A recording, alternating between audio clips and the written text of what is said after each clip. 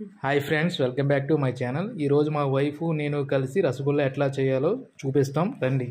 ముందుగా తగినన్ని పాలు తీసుకొని దాన్ని బాగా బాయిల్ చేసుకోవాలి. అలా బాగా వేడి చేసిన పాలలో పాలను విరగ్గొట్టుకోవడానికి కొంచెం నిమ్మరసం కానీ వెనిగర్ వేసుకొని పాలను విరగ్గొట్టుకోవాలి.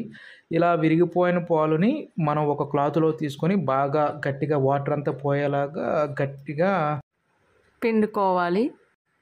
పిండుకున్న దాన్ని ఒక బౌల్లోకి తీసుకోవాలి.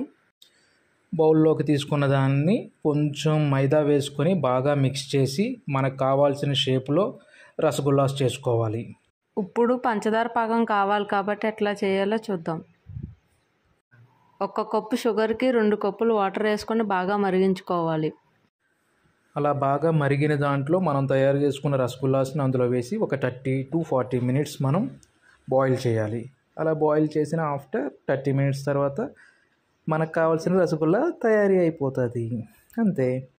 ఈ వీడియో మీకు నచ్చినట్లయితే please subscribe to my channel.